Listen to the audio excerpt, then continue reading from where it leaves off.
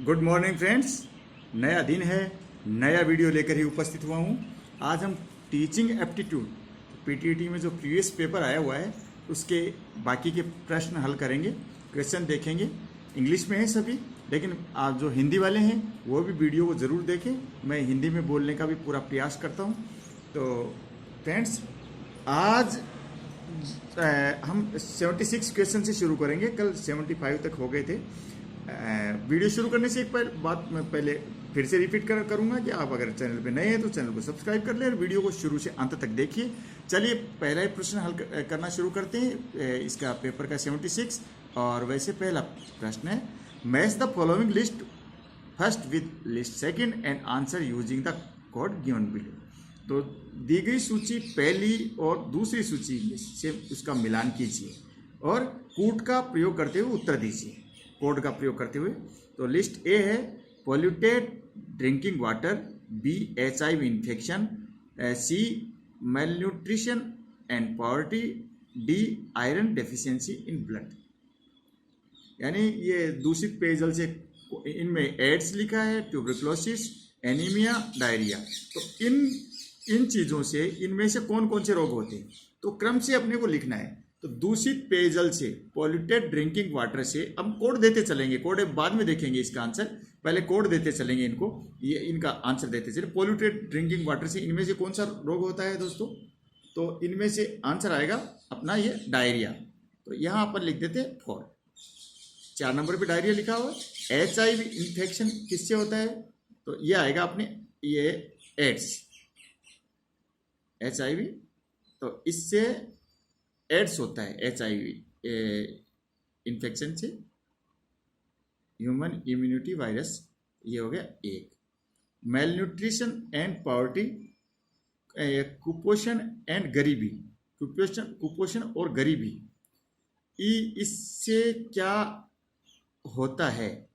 तो इससे ये ज़्यादातर ये TB है रोग, ज़्यादातर ये कुपोषण और गरीबी से फैलता है, इस ज़्यादा बढ़ावा मिलता है। आयरन डेफिशिएंसी सिंड्रोम, ये खून में लौह तत्व की कमी, तो यहाँ आएगा दोस्तों एनीमिया, यानी रक्त अल्पता।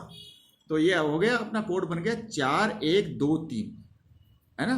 तो अब अपन कोड देखते हैं यहाँ आंसर क्या है। तो ये आप दोस्तों कोड देख लीजिए। अब आपका आंसर कहाँ मिल रहा है? 4 1 2 3, तो आंसर आएगा इसमें डी। ठीक है दोस्तों, आगे चलते हैं। Arrange the following in the order in which they appear top to bottom by using the code given below. इनको हमें जो ये नीचे दिए गए हैं इनको इस तरीके से जमाना है जिस प्रकार से जिस क्रम में आते हैं, तो इनको ऊपर से नीचे के क्रम में जमाना है, top to bottom.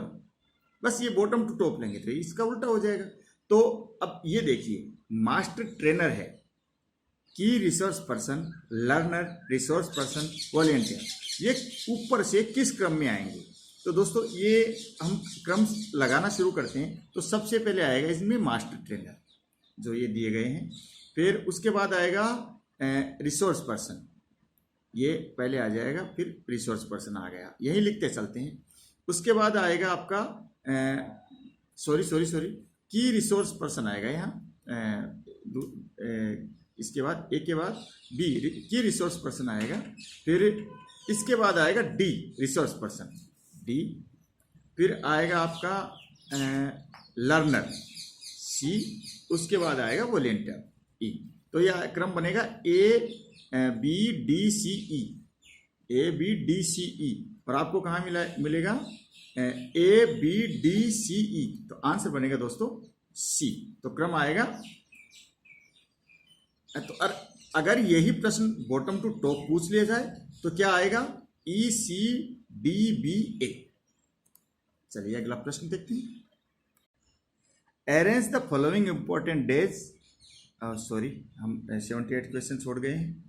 78, arrange the following programmes in order of implementation. तो निम्न जो कार्यक्रम है उनको जो लागू हैं उस क्रम में जमाना है। निम्न कार्यक्रम जिस हिसाब से लागू हैं उनको उसी क्रम में लगाना है।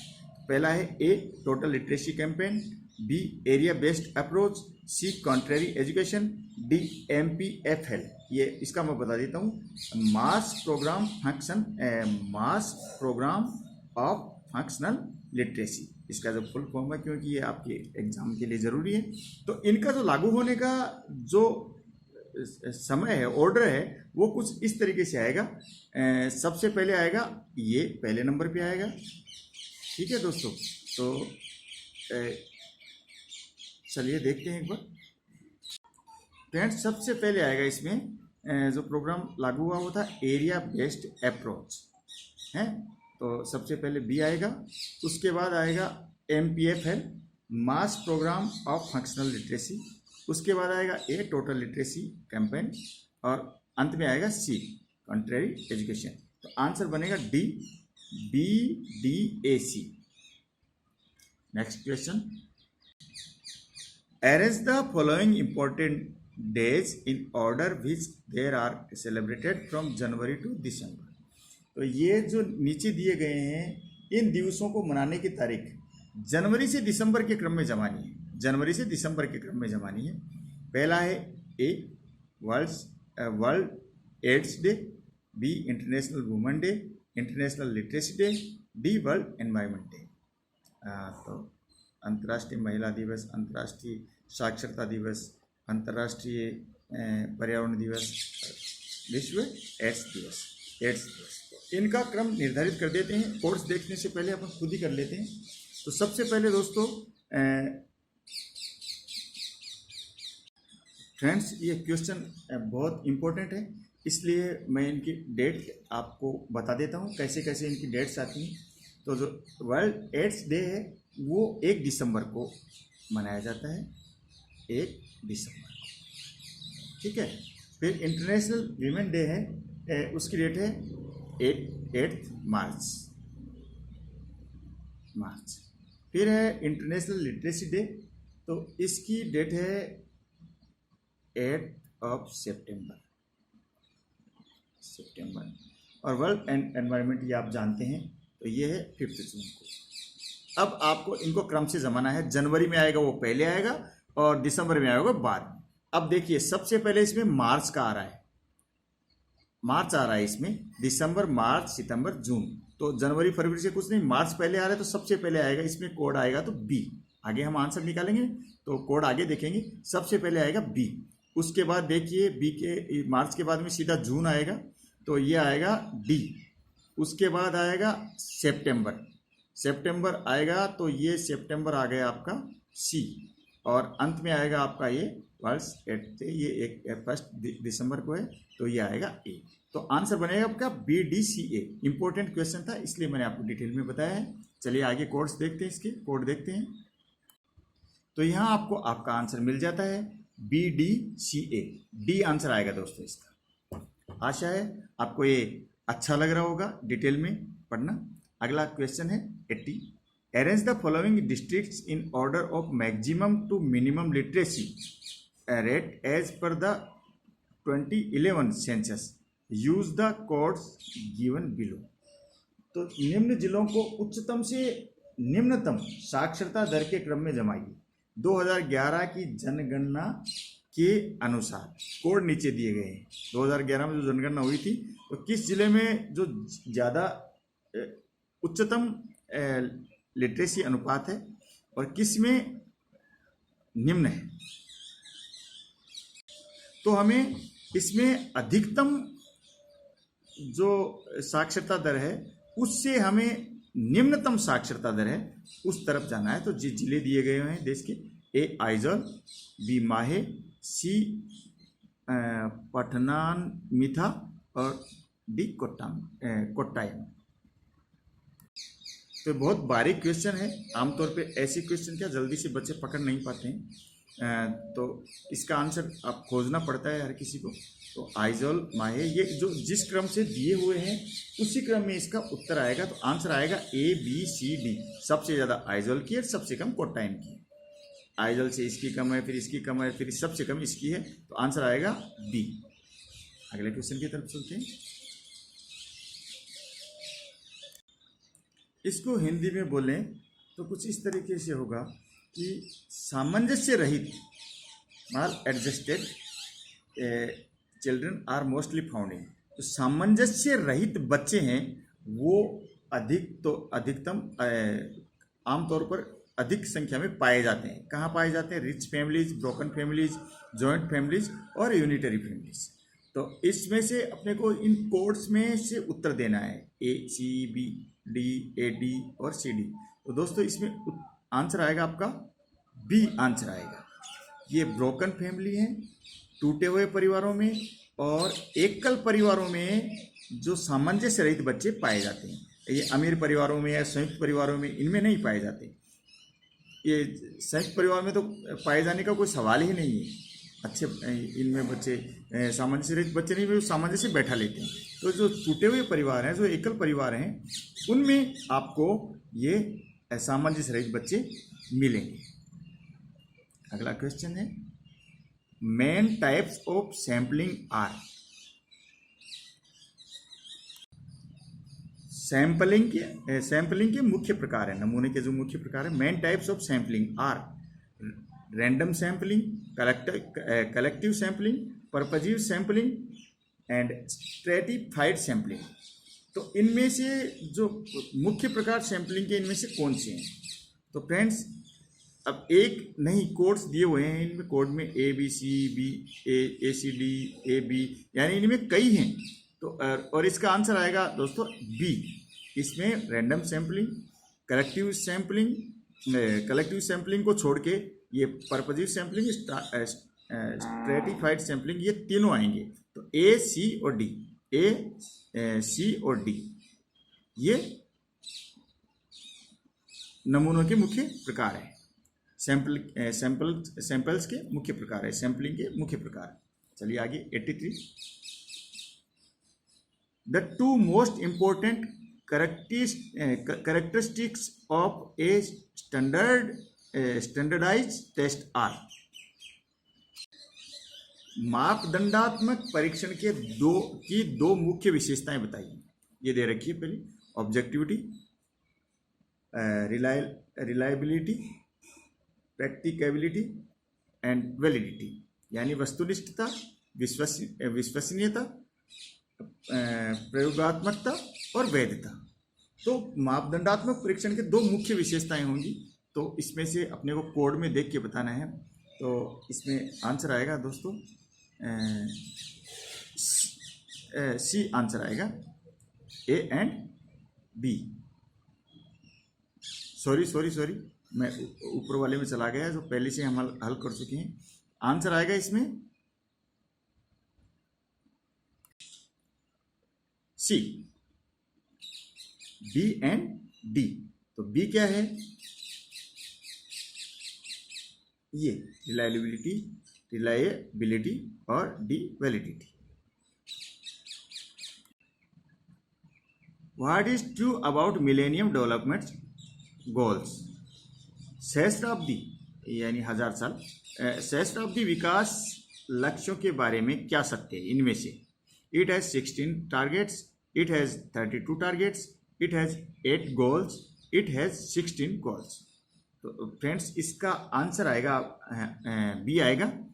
तो इसमें क्या आएगा? It has 16 targets and it has 8 goals। 16 target और 8 गोल्स मिलेनियम डेवलपमेंट गोल्स में आते हैं। ये इसके बारे में सत्य है। टारगेट कितने आएंगे? 16 और गोल कितने आएंगे? 8। Next question 85। Which of the following are related to adult learning. निम्न में से कौन से वयस्क शिक्षा से संबंधित है या प्रौढ़ शिक्षा से संबंधित है? इसमें मोराल यानी मनोबल, सेटिस्फेक्शन संतुष्टि, ड्रॉप आउट फ्रॉम स्कूल से निकलना, डी फीडबैक टेस्ट पोर्शन। तो दोस्तों इसमें ये 4 में से 3 आएंगे, एक नहीं आएगा इसमें। ये चीज़ है ना, इससे एडल्ट लर्निंग से नहीं जुड़ी हुई, ठीक है। तो इसमें मोरल, सेटिस्फेक्शन और फीडबैक तीनों आएंगे, और तीनों हमें कहाँ मिलते हैं? ए बी और डी, पर ए बी डी मिल रहा है अपने को डी में, तो आंसर आएगा डी। अगला क्वेश्चन देखते हैं 86। Arrange the following steps arrange the following steps in teaching in order of their use. निम्न चरणों को अध्यापन में काम आने वाले जो सामान है उसके क्रम में जमाइए। निम्न चीज़ों को, जो निम्न चरणों को अध्यापन में काम आने वाले क्रम में जमाइए। Desire, interest, attention, action, satisfaction, conviction, इन चीज़ों को अध्यापन में काम आने वाले उन चरणों में हमें जमाना है। किस तरीके से, तो ये आंसर निकालते हैं इसका हम। चलिए हल करते हैं। पहले कोड देखने से पहले हम हल कर देते हैं। तो शिक्षण की प्रक्रिया में जो चरण किस प्रकार से आएंगे उनको हम जमाते हैं। तो सबसे पहले दोस्तों इसमें से आएगा सी, अटेंशन, ध्यान। सबसे पहले आएगा ध्यान, ठीक है। तो हम लिखते चलते हैं। सबसे पहले ध्यान, अटेंशन, तो ये सी। उसके बाद आएगा फ्रेंड्स, ध्यान के बाद में आएगा रुचि, बी, इंटरेस्ट, रुचि या दिलचस्पी। उसके बाद आएगा इच्छा, डिजायर, ए। उसके बाद इच्छा के बाद धारणा, धारणा या विश्वास, कन्विक्शन, ये एफ। इसके बाद एक्शन, क्रिया, डी। और अंत में सेटिस्फेक्शन, सेटिस्फेक्शन यानी संतुष्टि। तो आंसर बन गया सी, बी, ए, एफ, डी, ई। तो यहाँ इस कोड में अपने को मिल जाएगा सी, बी, ए, एफ, डी, ई। तो ये क्रम बनेंगे। इस तरीके से आप इसको कर सकते हैं। तो आंसर आएगा A. 87, arrange Maslow's hierarchy of needs from lower to higher level. Maslow की जो हायरार्की है, यानी आवश्यकताओं का जो अनुक्रम है, उसको निम्न से उच्चतर स्तर की ओर जमाना है। इसमें दे रखा है पहला a, self esteem needs, b, self actualization, c, safety needs, और d, love and belonging needs. ये कोड्स देख के अपने को उस हिसाब से इनको सेट करना है। तो फ्रेंड्स इसमें जो आंसर इस हिसाब से निकालना पड़ेगा। तो सबसे पहले इसमें आएगा सी, सेफ्टी नीड्स, सुरक्षा की ज़रूरतें। उसके बाद आएगा d, love and belonging needs, प्रेम एवं जुड़ाव की ज़रूरतें, आवश्यकताएं। फिर आएगा बी, सेल्फ एक्चुअलाइजेशन, और अंत में आएगा सेल्फ एस्टीम नीड्स। तो आंसर आएगा इसमें ए, सी, डी, बी, ए। चलिए अगले क्वेश्चन में चलते हैं। 88, arrange the following process of search, use it's codes given below. खोज की प्रक्रिया के क्रम में इनको नीचे जो दिए कोड्स हैं उनको जमाइए। तो ये दोस्तों ये कम्युनिकेशन से है, संप्रेषण से, संचार की क्रिया से संबंधित क्वेश्चन है।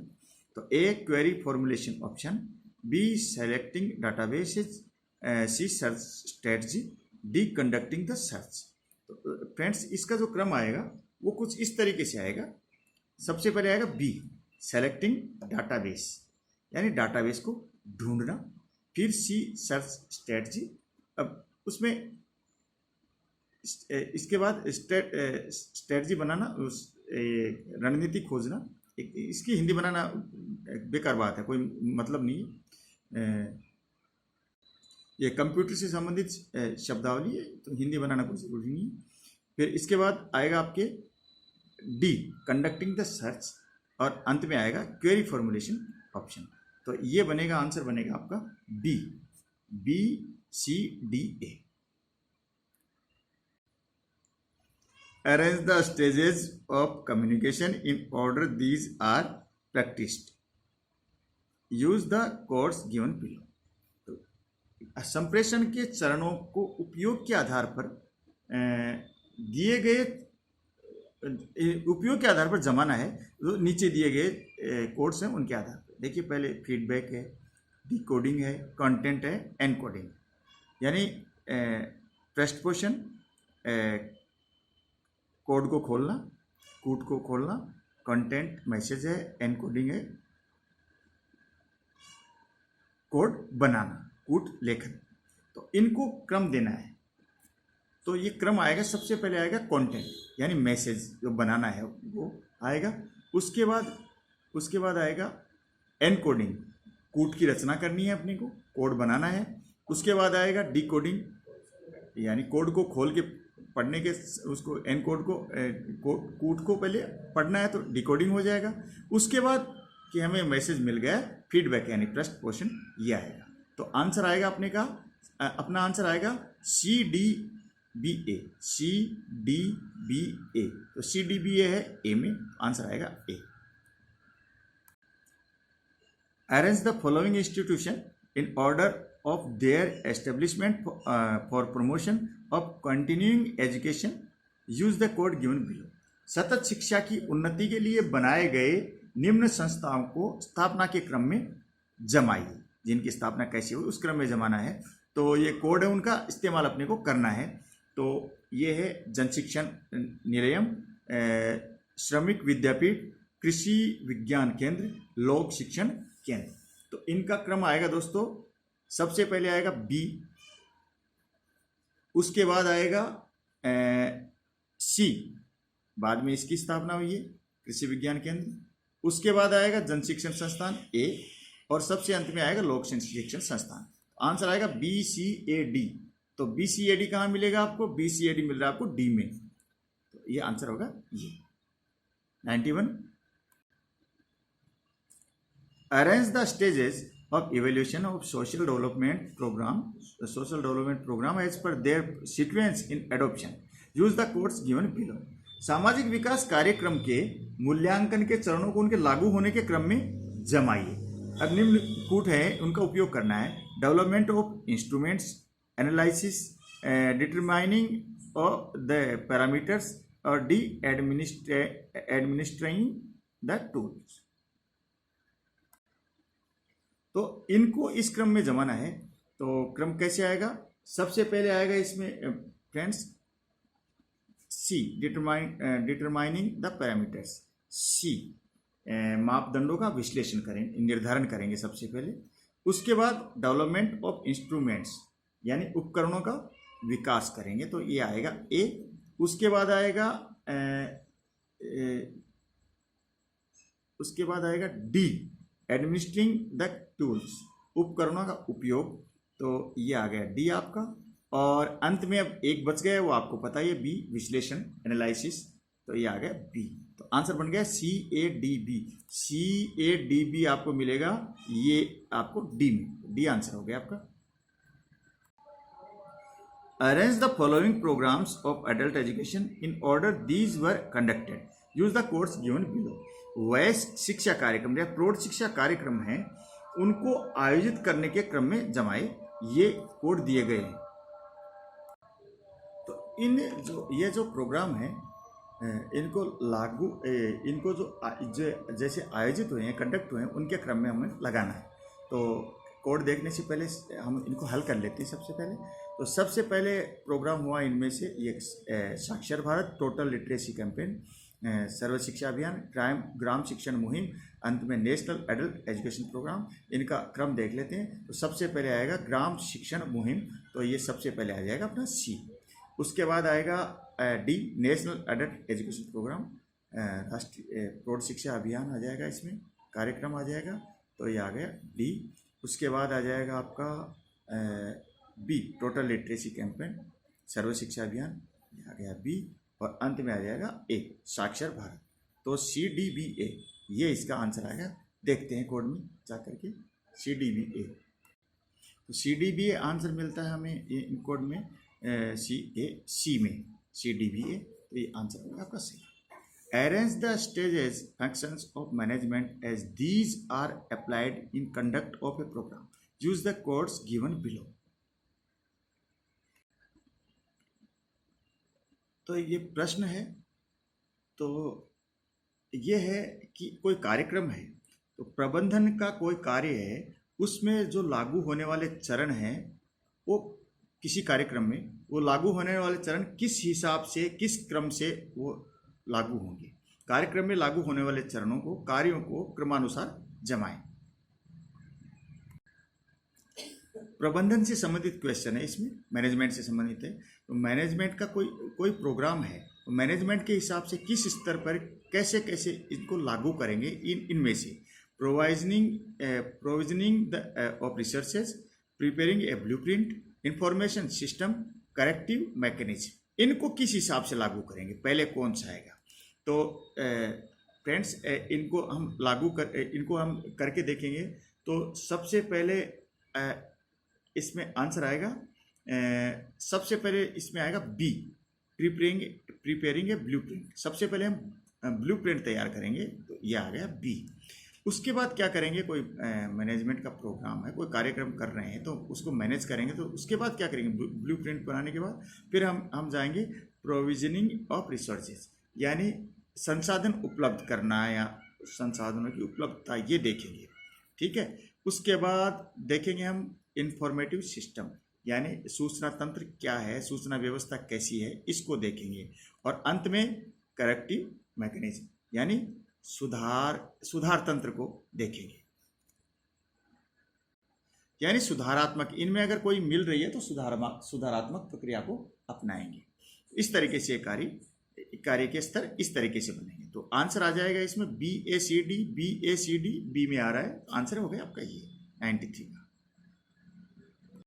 94, match the list first with list second, use the code given below. पहली सूची का दूसरी सूची से मिलान करना है। Teacher education, school education, higher education, adult education, इनसे मिलान करना है। ये प्रश्न आप पहले कर चुके हैं। तो टीचर एजुकेशन से संबंधित है NCTE, तो सबसे पहले आ जाएगा 3। स्कूल एजुकेशन से संबंधित है NCERT, तो यह आ जाएगा 1। हायर एजुकेशन से संबंधित है UGC, आ जाएगा 2। एडल्ट एजुकेशन से है NLM, यह आ जाएगा 4। 3, 1, 2, 4, 3, 1, 2, 4 आपके ये कहाँ मिल रही हैं, ये देखिए आपको मिलेंगी ये C में, 3, 1, 2, 4। ये प्रश्न अपन पहले भी हल कर चुके हैं फ्रेंड्स। अभी सरकार की नई शिक्षा नीति आई है, उसके ऊपर भी एक वीडियो बनाने का विचार है, क्योंकि कई वर्षों बाद शिक्षा नीति आई है। राजीव गांधी सरकार में ये शिक्षा नीति आई थी, उसके बाद अभी चेंज हुई है। हम जो पढ़े हुए हैं 10+1 की पढ़े हैं, उसके बाद 10+2 शिक्षा नीति लागू हुई थी। हम पढ़े हुए 10+1+3 और बाद में लागू हुई थी 10+2+3। तो अभी फिर से चेंज हुई है, उसके ऊपर भी एक वीडियो लाना है। आप टीचर बनने वाले हैं तो आपको शिक्षा नीतियों को जरूर पढ़ना चाहिए। ये मैंने फुल फॉर्म इनकी बता दी थी आपको। NCERT, UGC, NCTE और नेशनल लिटरेसी मिशन, इसकी आपको याद हो ही गई होगी। चलिए अगले क्वेश्चन में चलते हैं। Match the following list first with second, list second. पहली सूची का दूसरी से मिलान करना है। बालिका समृद्धि योजना, जननी सुरक्षा योजना, महिला सशक्तिकरण प्रोग्राम, बेटी पढ़ाओ बेटी बचाओ। ये योजनाएं इधर सन दे रखी हैं 2003, 2015, 1997, 2010। तो ये योजना जिस हिसाब से लागू हुई थी वो समय दिया हुआ है। बालिका समृद्धि योजना है वो लागू हुई थी 1997। तो ये सबसे पहले आ जाएगा 3। फिर आ जाएगा जननी सुरक्षा योजना, ये लागू हुई है 2003 में 2003, तो ये आ जाएगा 1। महिला सशक्तिकरण प्रोग्राम है ये 2010 में 2010, तो ये आ गया 4। और बेटी पढ़ाओ बेटी बचाओ ये आ जाएगा 2।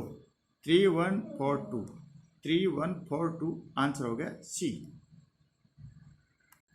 क्वेश्चन 96, लिस्ट 1 का लिस्ट सेकंड से मिलान करना है। PERC, JSS, SRC, DIET। इनकी फुल फॉर्म जान लीजिए। PERC population education resource centre, JSS जनशक्ति संस्था, SRC state resource centre, diet district institute for education and training. ठीक है, अब ये दिया है, इनसे दिए गए हैं, उनसे अपने को मिलान करना है। तो पहला क्या है, resource development for primary education. तो प्राइमरी एजुकेशन के लिए रिसोर्स इनमें से कौन सा उपलब्ध कराते हैं, तो प्राथमिक शिक्षा के लिए संसाधन और विकास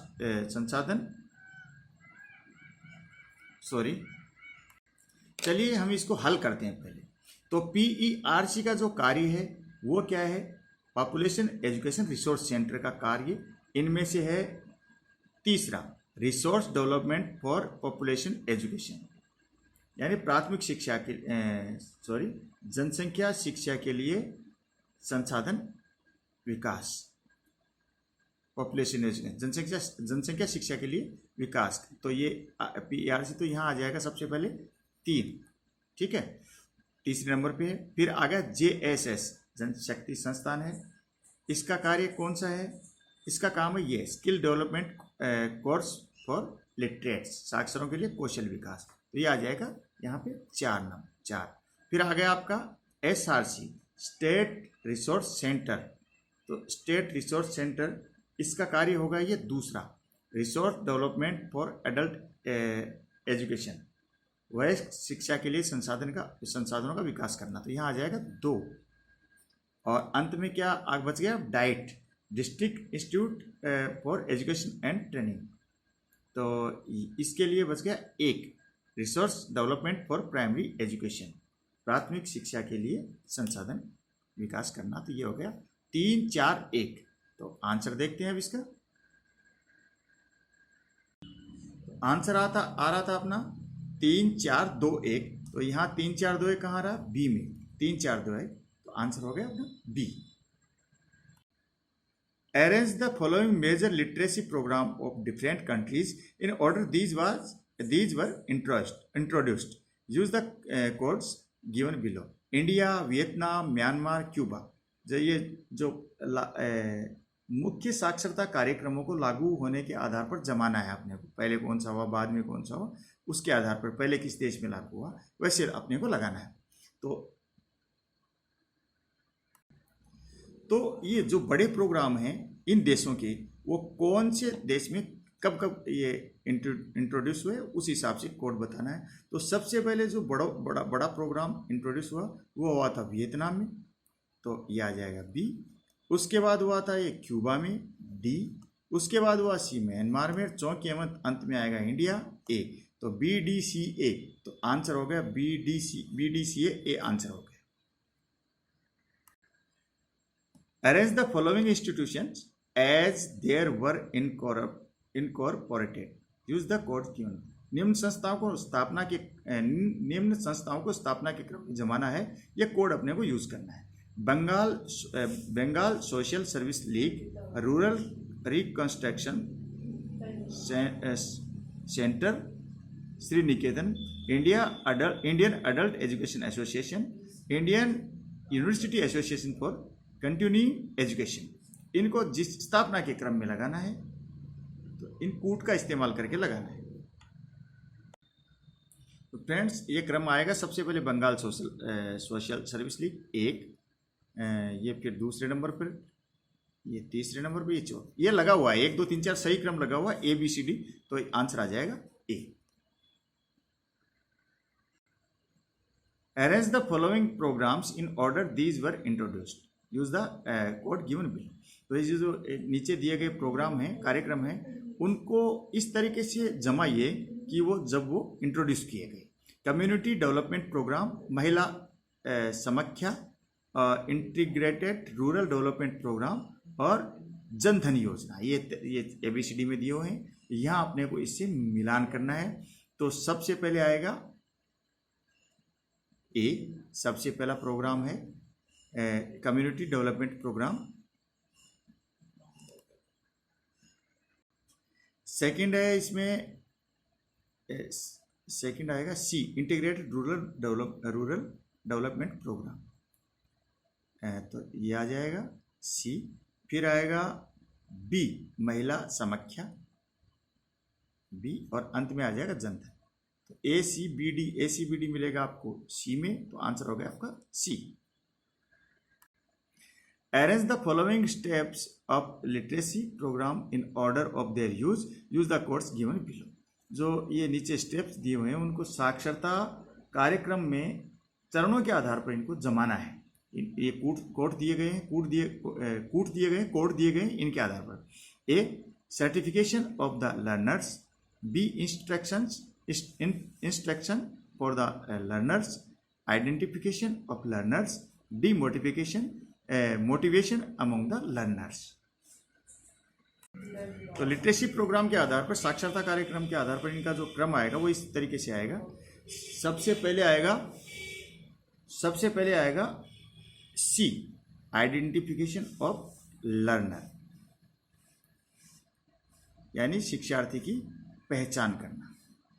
तो यहाँ आ जाएगा सी। उसके बाद आएगा D, motivation among the learners, शिक्षार्थी को प्रेरित करना, डी।